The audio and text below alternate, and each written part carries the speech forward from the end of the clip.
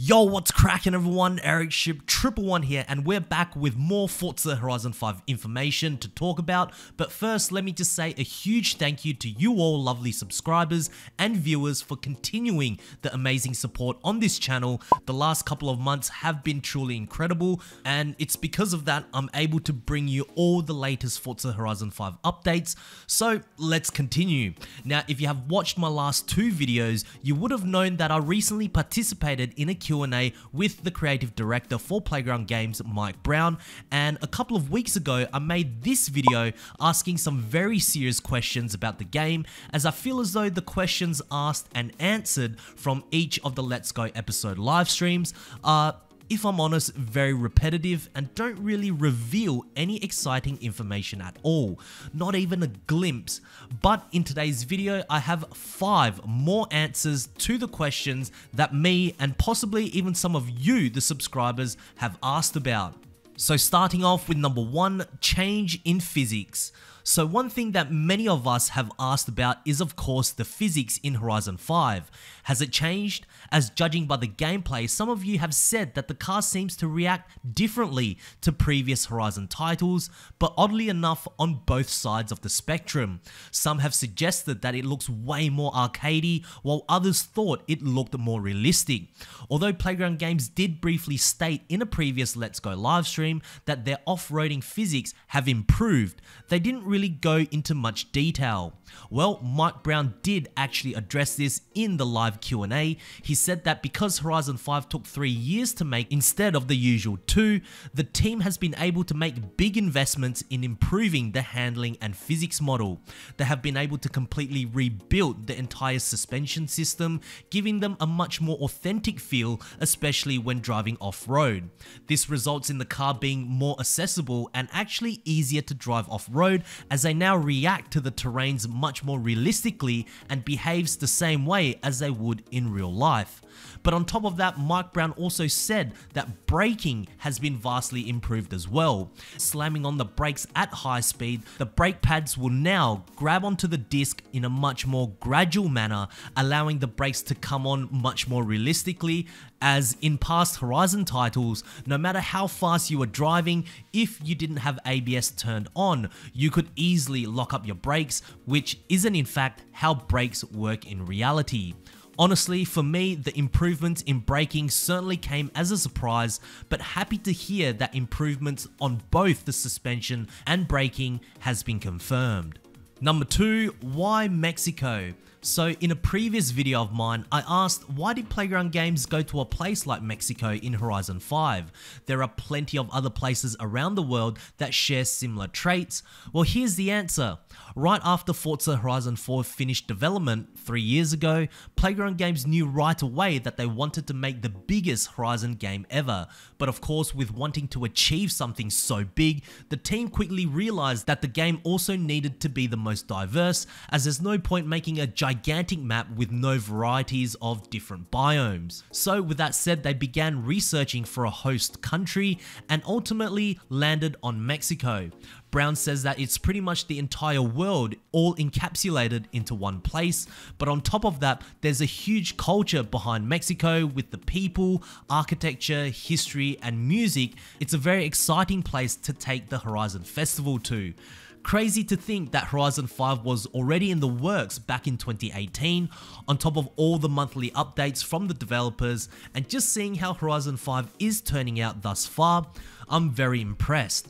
I guess just know that once Horizon 5 launches, Playground Games will already be thinking about Forza Horizon 6. Number 3, 2020. I gotta admit, I love all the behind the scenes stuff when it comes to video games, and especially for the Horizon series. Of course, we all know back in 2020, a pandemic affected everybody around the world, but focusing directly on Forza Horizon 5, how did this unfortunate event affect the development, as making a video game is such a collaborative effort, and as we saw in many of their Horizon 4 update live streams, for months they were all working from home. Well, for the most part, all of the important research and sightseeings where they would capture everything about Mexico were all conducted well before 2020, and during those trips, the team made many new contacts in Mexico, so the people who were hired as local tour guides, photographers, Playground Games would remain in strong contact with them. Therefore, if they needed any further research for any particular site, architecture, or possibly even volcanoes, the contacts would then be able to go out and get those reference photography for the developers. But in terms of actually affecting the game's development, Mike Brown said that the team reacted very quickly and overcame many of the challenges without encountering a lot of issues. Even having to set up and work from home was not a huge deal at all, and overall from Mike's perspective, it didn't derail much of Horizon 5's development. Super encouraging to hear, but to me, and this is my opinion only, I felt that his answer was slightly downplaying some of the struggles that the team encountered while developing Horizon 5, but didn't want to go down that route, but instead, as a leader, shed a positive light on the entire team and their abilities. Number 4, toggling traffic cars on or off. One of the biggest questions or requests that you, the subscribers, have asked for is, of course, can we have the option to turn off traffic cars while free roaming? Well, if you hadn't seen my last 2 videos, first thing to know is that Events Lab is a mode that gives players many of the tools that the developers actually use in designing events. It can be used practically anywhere around the Horizon world. Now, although Mike Brown did not specifically state that you can turn traffic on or off, with how open-ended Events Lab is, you can be sure we will be able to toggle traffic in free roam. However, it won't be as simple as a click of an option. I mean, if you guys have any doubts, this feature can literally change gravity within the Horizon world.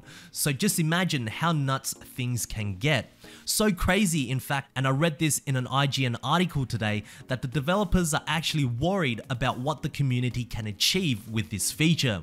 And here is something very interesting as well. Although Events Lab will be available from day one, it will not be in its final form. Not because it's an unfinished feature like perhaps Create a Route was when Forza Horizon 4 released. I mean, Events Lab is based on what the developers use in-house already, but the team will listen to creators and users of Events Lab, and once they begin to see a common request from the community, the team would then go ahead and unlock those specific parts, items, or aspect for the community to enjoy.